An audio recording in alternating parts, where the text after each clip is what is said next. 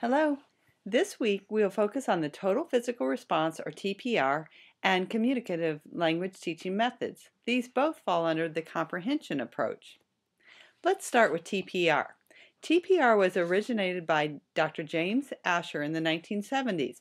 Dr. Asher observed that the dropout rate of second language students in a traditional program was as often as high as 95%. He wondered why so many people have a hard time learning a second language, although almost no one has trouble while learning their first language. Dr. Asher came up with a couple of explanations.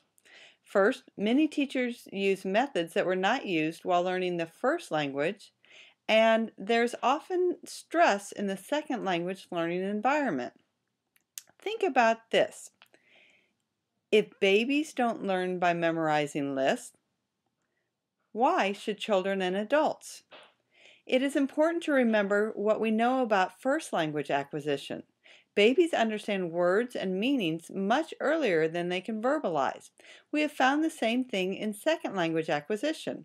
Therefore, Dr. Asher decided to create a stress-free approach to learning a second language that used many methods found in the first language learning experience.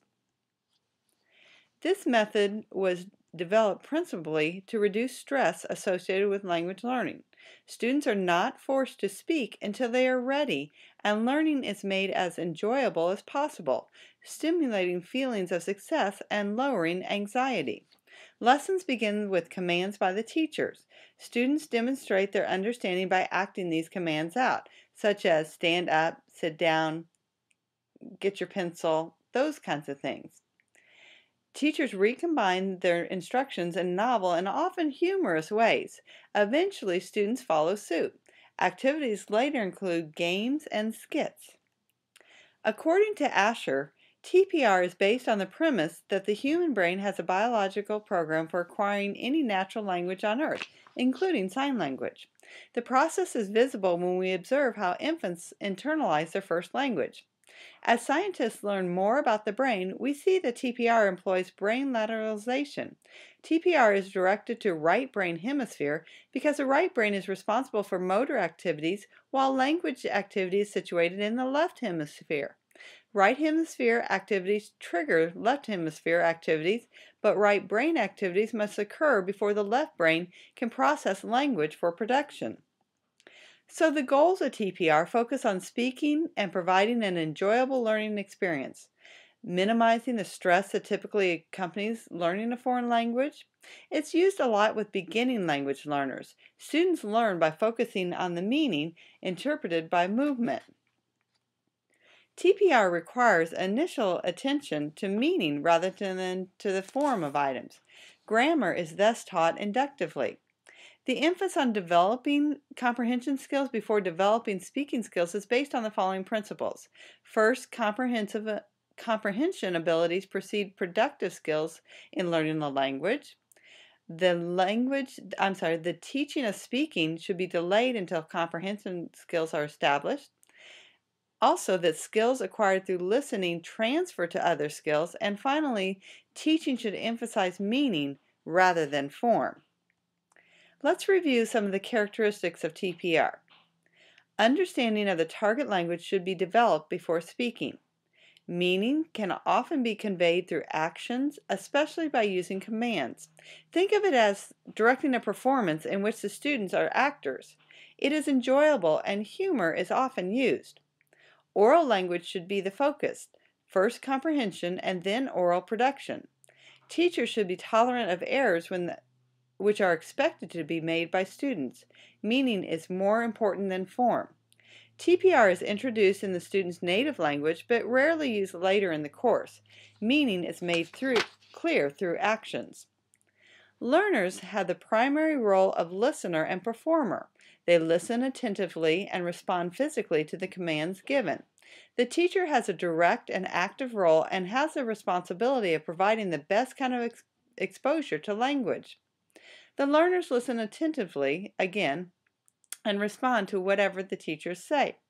The teacher interacts with individual students and with the group, starting with the teacher speaking and the students responding nonverbally. Later, this is reversed. Students issue commands to the teacher as well as to each other. So procedures for TPR include the following: review, new commands, role reversal, and finally reading and writing. In the review, the teacher gives a summary of the last lesson by repeating the verbs or items, etc., that were learned in the previous lesson. Then the teacher gives new commands. Depending on the language proficiency level, up to 3 commands at a time are given. There is a varying sequence of commands. After students become more comfortable in the target language, the teacher and students participate in role reversal. Students command their teacher and classmates. Students are expected to make errors once they begin speaking. Teachers only correct major errors and do this unobtrusively. Fine-tuning occurs later. After becoming comfortable with listening and speaking, reading and writing are introduced, and this is started by writing the new items on the board. Let's look at a snippet of a TPR lesson.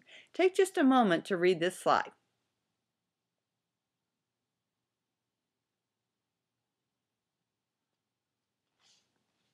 That's just an example of one TPR lesson. There are both advantages and disadvantages of using TPR. The advantages include it's fun and easy, students enjoy the activity, it's good for kinesthetic learners who need to be active in class.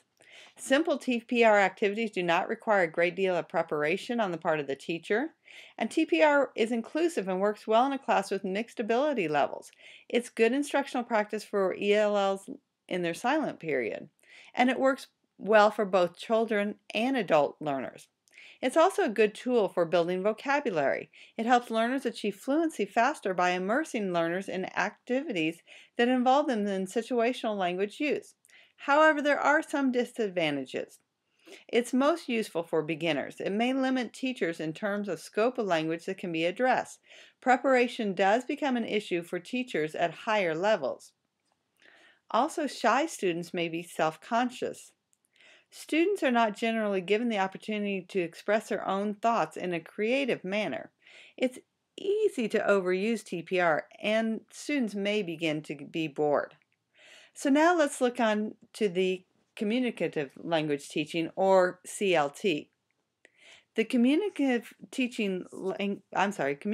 language teaching could be said to be the product of educators and linguists who had grown dissatisfied with the methods up to this time.